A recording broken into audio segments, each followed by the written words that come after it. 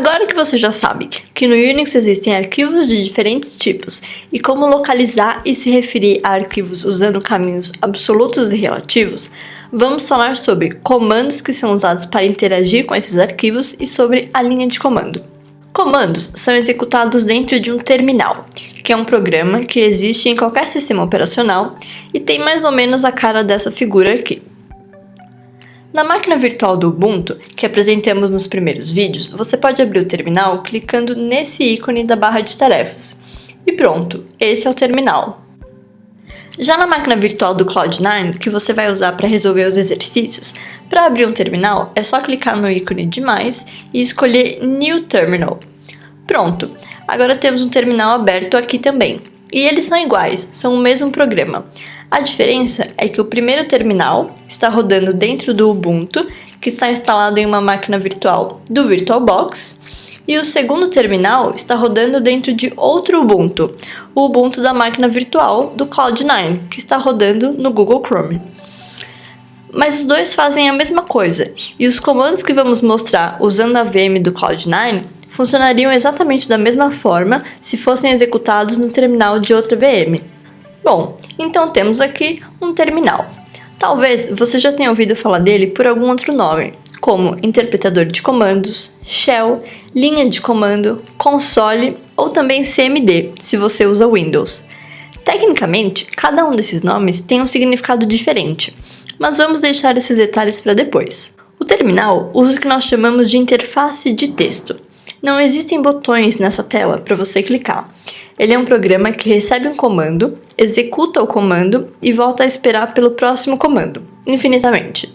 Você sabe que o shell está esperando um comando quando ele fica parado exibindo o prompt, que é essa área de informação que começa com o nome de usuário. Se você não fizer nada, o terminal também não vai fazer nada. Quando você quer executar um comando, só precisa digitar o comando com seus parâmetros e apertar Enter para executar. Por exemplo, se eu digitar pwd e apertar Enter, o comando imprime o caminho absoluto do meu diretório de trabalho atual e volta a esperar pelo próximo comando. A maioria dos comandos que você vai usar no seu dia a dia é chamada da forma como está aqui no slide. Nome do comando, que é obrigatório, seguido de opções e argumentos.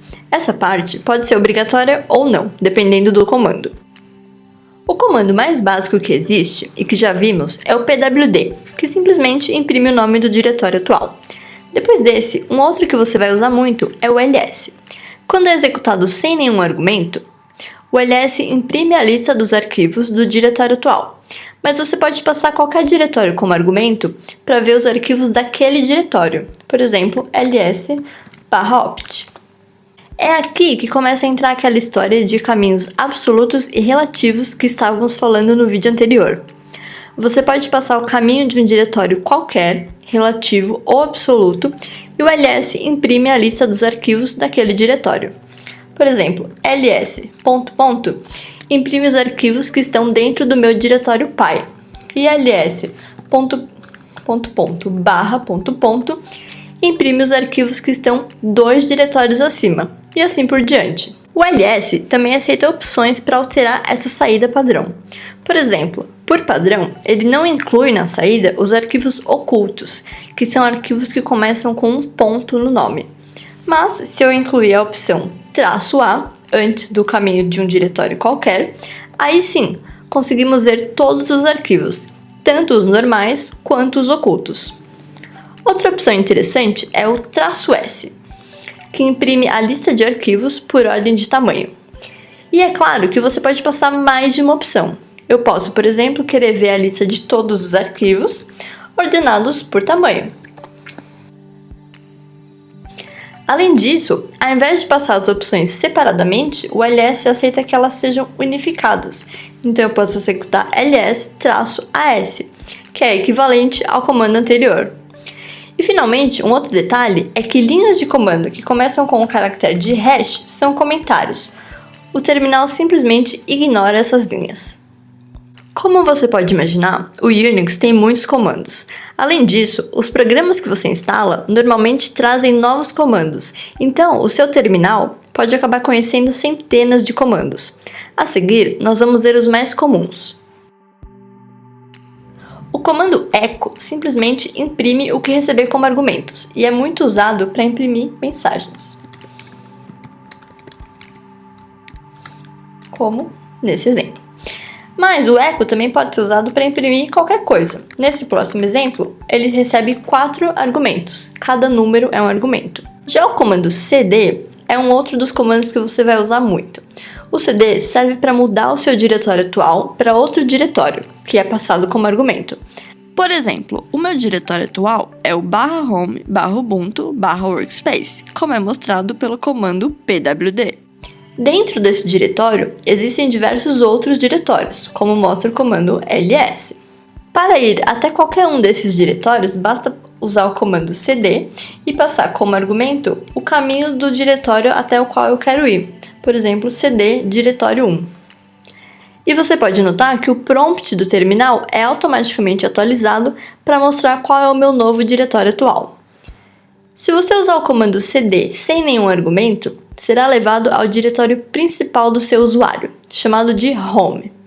A home do nosso usuário é o diretório /home/ubuntu. Como ele é muito usado, ele tem uma abreviação, o caractere til. Portanto, eu também poderia executar cd til para ir até o mesmo diretório.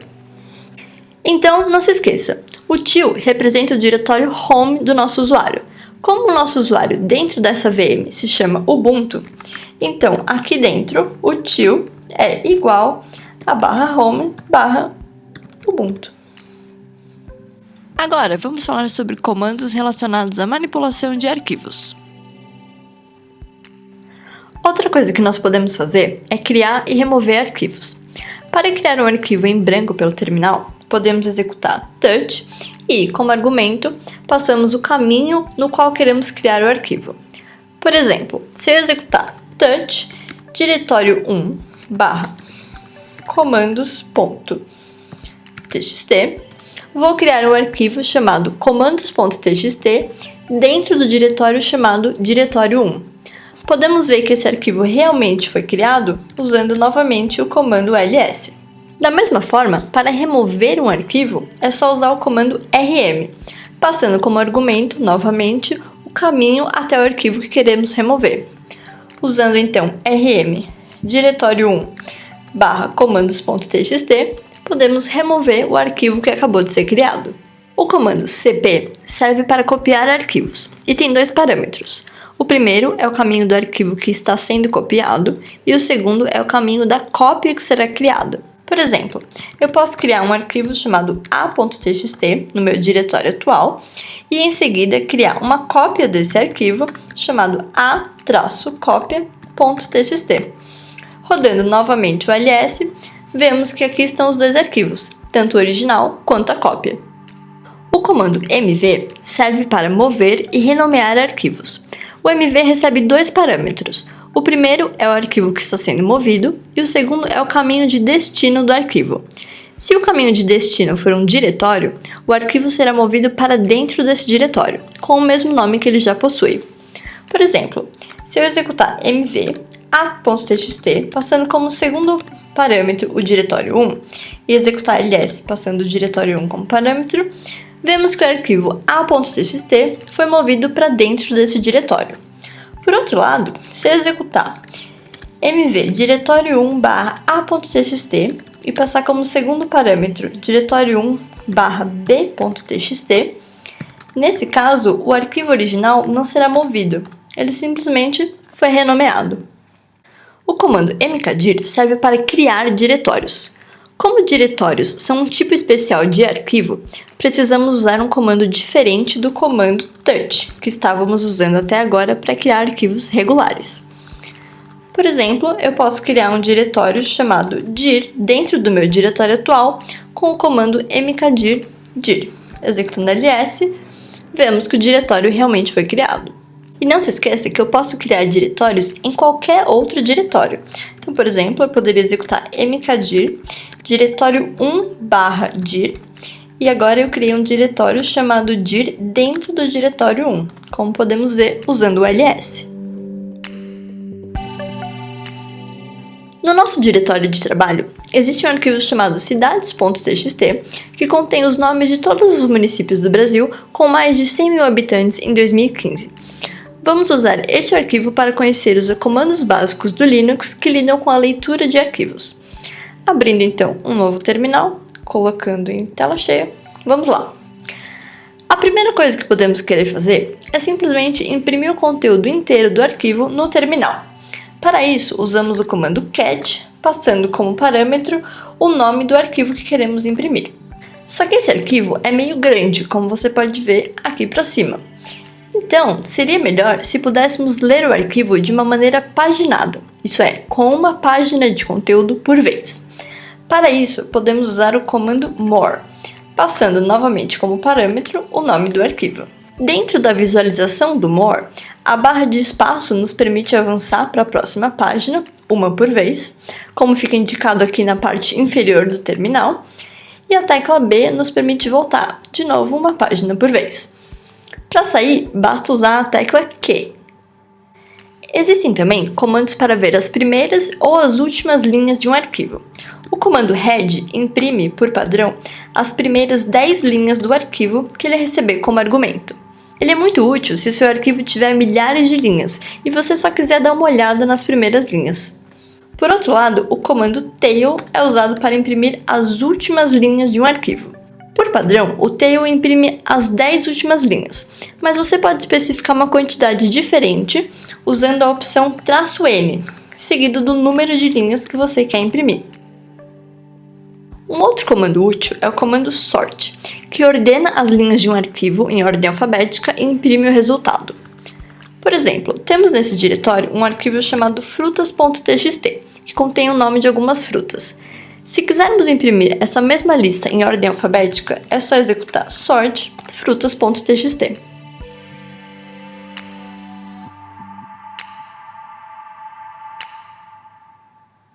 O comando grep nos ajuda a encontrar uma determinada expressão de busca dentro de um arquivo ou de uma lista de arquivos. Por exemplo, se eu quiser saber em que posição se encontra a cidade de Sorocaba na nossa lista de cidades, posso executar grep Sorocaba, que é a expressão de busca, e passar como segundo argumento o nome do arquivo em que queremos buscar. E o grep imprime a linha do arquivo em que a expressão Sorocaba foi encontrada. Se a expressão de busca tiver um espaço, precisamos passá-la entre aspas, como é o caso da cidade de Paulo Afonso, na Bahia.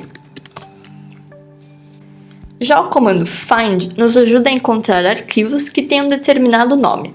Por exemplo, se quisermos encontrar todos os arquivos com a extensão sh que ficam em algum subdiretório do diretório /opt, podemos executar find /opt, que é o diretório inicial de busca, passando como opção o "name", seguido do padrão de nomes que queremos procurar, no caso *.sh.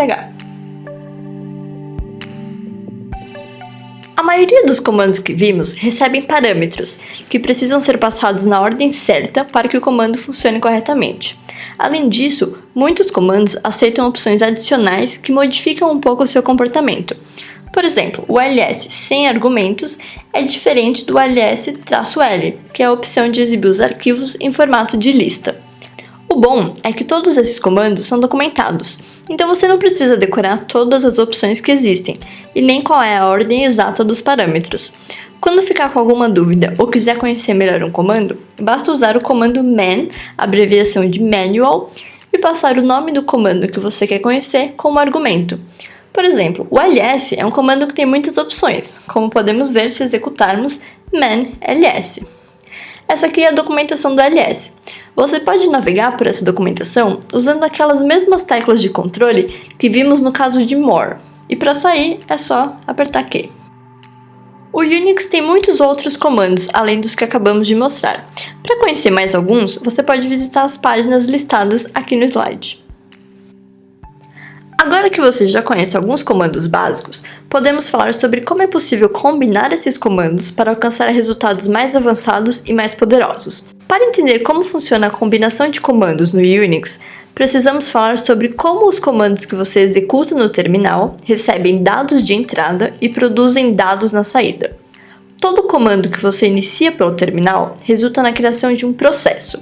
Um processo é apenas um programa que está em execução e está sendo monitorado e controlado pelo sistema operacional. Os processos iniciados pelo Shell têm acesso a 3 canais por onde eles podem receber ou enviar dados. Existe um canal de entrada, chamado std-in, e 2 canais de saída, std-out e std-err. O std-in, que em português é chamado de entrada padrão, é por onde um processo recebe os dados. O std-out, ou saída padrão, é o canal para onde o processo envia dados durante a sua execução normal. E o std-err é um canal que também é de saída, mas é normalmente usado para receber mensagens de erro. Normalmente, a entrada padrão é o seu teclado e as 2 saídas estão conectadas ao monitor. Por isso, as saídas do programa aparecem no próprio terminal em que o programa foi executado.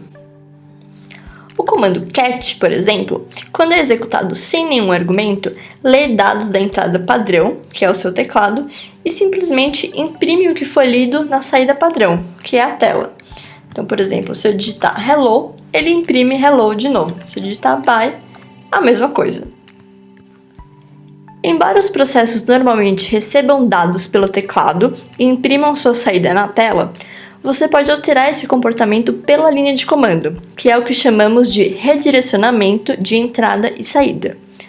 Se você quiser que o programa leia de um arquivo ao invés de ler do teclado, pode usar o sinal de menor, seguido do nome do arquivo que tem os dados de entrada. Por outro lado, às vezes você quer que o comando escreva sua saída em um arquivo, ao invés de escrever na tela. Isso é útil se a saída for muito grande ou se você quiser guardar a saída para consultá-la mais tarde. Nesse caso, usamos o sinal de maior seguido do nome do arquivo. Se você quiser redirecionar o canal de erro, é necessário adicionar o número 2 antes do maior, e novamente o arquivo de saída. E você também pode combinar todos esses redirecionamentos em uma única linha de comando, como mostrado aqui. Usando o redirecionamento de entrada e saída, podemos copiar um arquivo sem usar o comando cp. Por exemplo, aqui temos novamente o arquivo com a nossa lista de frutas. Para fazer uma cópia desse arquivo, eu poderia usar o comando cp, passando como primeiro argumento o nome do arquivo original e como segundo argumento o nome do arquivo de cópia. Usando o comando ls, podemos ver que a cópia foi criada. Mas nós também podemos obter o mesmo resultado usando o comando cat, com redirecionamento de entrada e saída. Basta dizer para o comando cat usar como entrada o arquivo original de frutas e como saída a gente passa o nome do arquivo de cópia que nós queremos, por exemplo, cópia2.txt. Em seguida, podemos imprimir o arquivo que foi copiado só para ver o resultado. Uma das ferramentas mais poderosas que o Shell tem é o chamado pipe, que é representado por uma barra vertical. O pipe é usado para combinar 2 ou mais comandos em uma sequência ordenada, de forma que a saída do primeiro processo será usada como entrada para o segundo processo, a saída do segundo será a entrada para o terceiro e assim por diante. O Shell consegue formar esse encadeamento simplesmente manipulando aqueles 3 canais básicos de entrada e saída que vimos antes.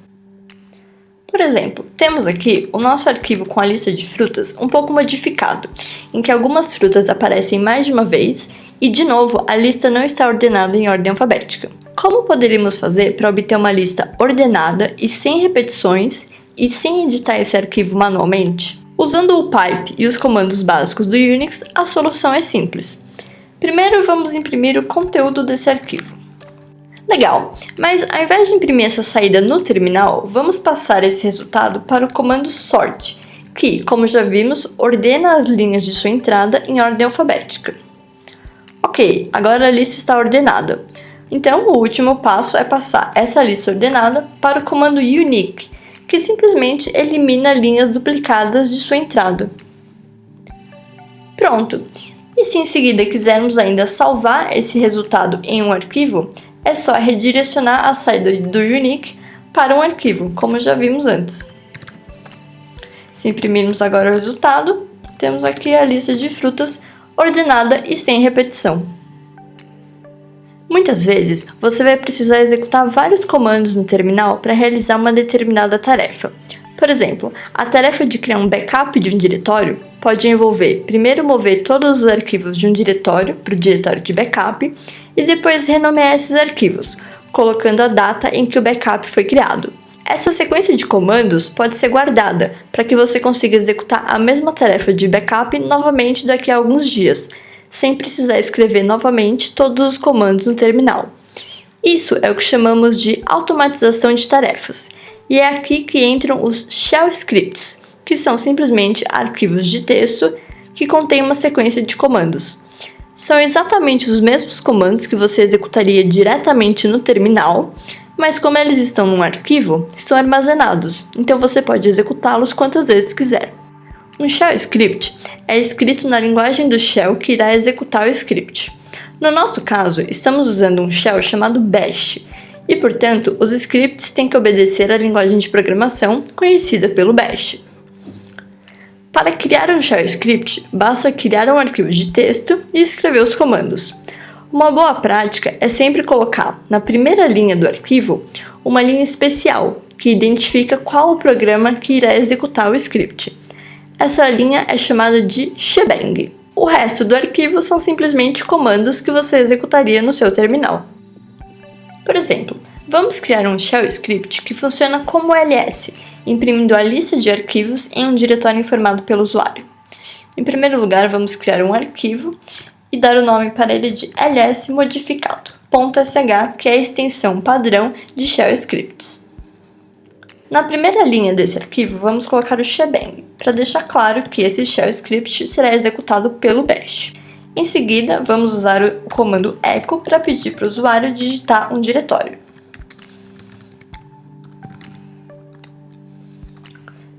Depois podemos usar o comando read para armazenar o diretório que o usuário digitar em uma variável chamada dir.